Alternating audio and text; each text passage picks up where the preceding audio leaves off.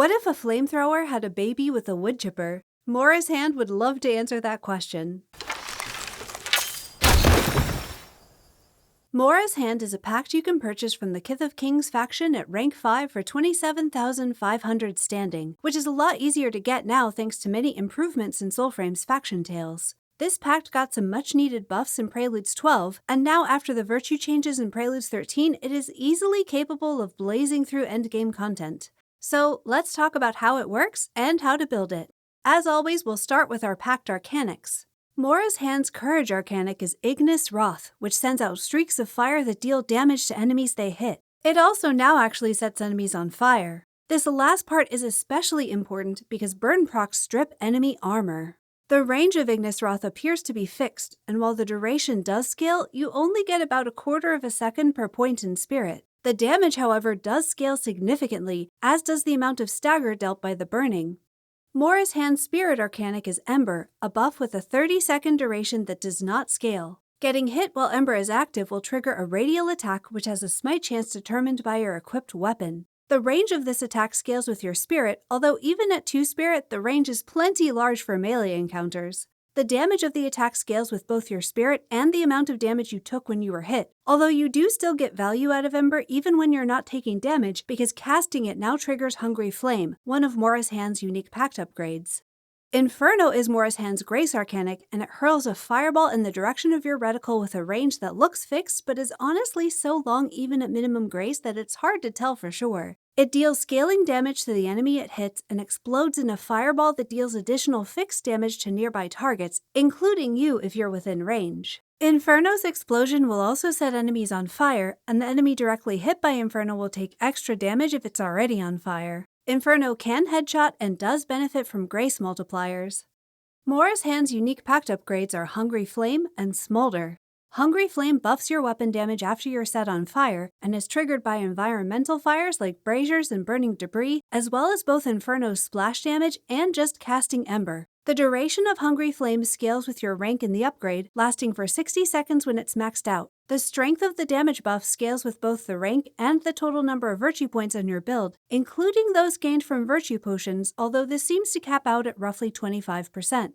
Smolder causes your target to take steadily increasing ticks of flame damage until they are eventually set on fire. The amount of damage dealt with each tick is determined by the number of points in the upgrade, and after 5 ticks, the damage increases by that same starting amount. Once you get up to 7 damage, the enemy bursts into flame, which sets all nearby enemies on fire. So, Mora's Hand offers several ways to proc burning, but also heavily incentivizes taking damage and has a kit that works best in melee range, which means the easiest way to play Mora's Hand will be a full Courage build. This makes perfect sense for the rank 5 pact from the Courage faction, and it's pretty easy to set up. Use the Mora's Beast Prism, the Molten Mora Talisman, the Arbearer's Armor set, and any Courage weapon you like. All of our main weapon melee runes will do fine on this build, since your burn procs will strip tons of armor and Hungry Flame will boost your damage. For pact upgrades, definitely max out Hungry Flame and Smolder, and the rest is up to personal preference. A full Courage build gives you so much health and armor that melee regain can manage most of your healing even without sympathy, especially if you use one of the rabbit totems that increases regain healing. That said, I still like to take at least 1 point in sympathy because it helps a lot in Koga when potions drop less frequently. Flyblades are the obvious choice for a sidearm, and since you're mostly going to use them to proc smite, you can use the same totems I showed in last week's Bromius video.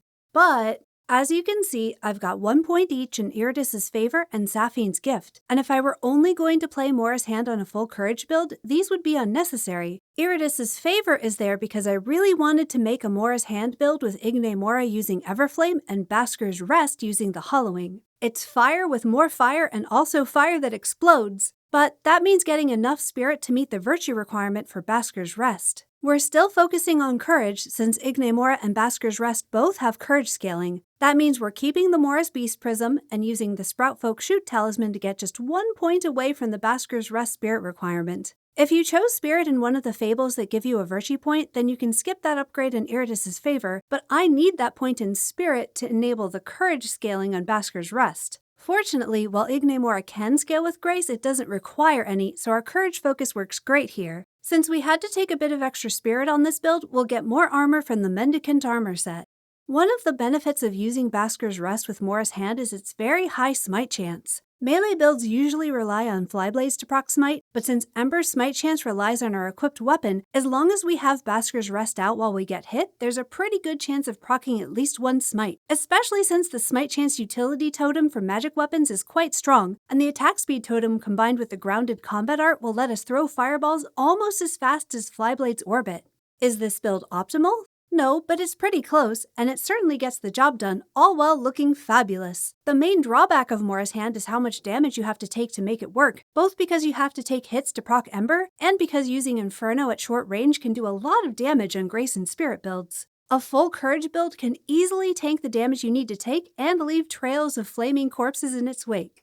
But this is what's good for Mora's Hand, not what Mora's Hand is good for.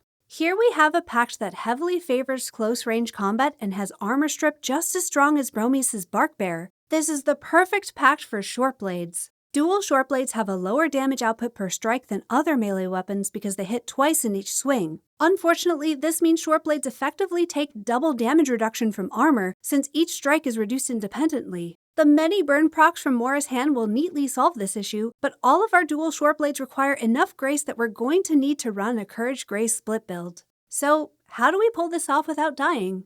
The best armor we can get for a Courage Grace split is Orengal's armor set, so we need to get to 20 grace for its virtue scaling. Thanks to that one upgrade in Sapphine's gift, I can pull this off using the Virus' Assassin Prism and the Dire Skull Talisman, but I did choose grace in one of those virtue fables. If you didn't, then you can use the Bloomin' Bodkin instead, which leaves you with a few more points in grace than courage, but not enough to be a problem, especially if you use a courage potion. We'll use Skilter as our sidearm, primarily to proc smite, so the blessing isn't super important here, and once again we can use the same totems from our Bromius build.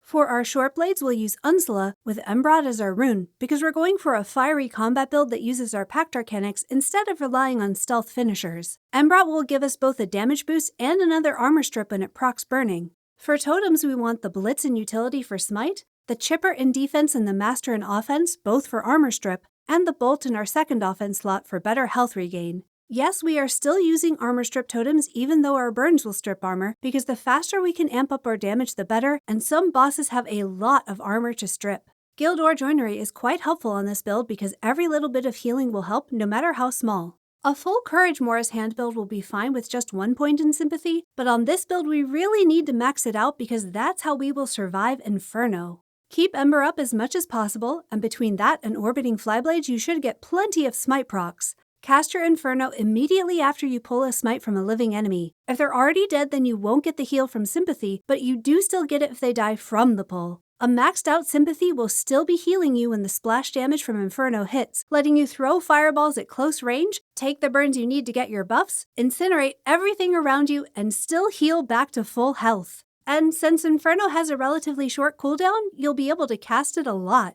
This build absolutely shreds through enemies and can take enough damage to handle Koga bosses while still keeping you on your toes in a way that I find pretty fun to play. So, yeah, that's what happens when a wood chipper and a flamethrower finally find true love. Please like this video if you found it helpful. DevStream 13 is coming up on March 27th, and if you don't have access to Soulframe yet, you can get an access code as a Twitch drop from watching the official stream. What do you hope they'll announce for Preludes 14? Let me know in the comments, and until next time, happy hunting!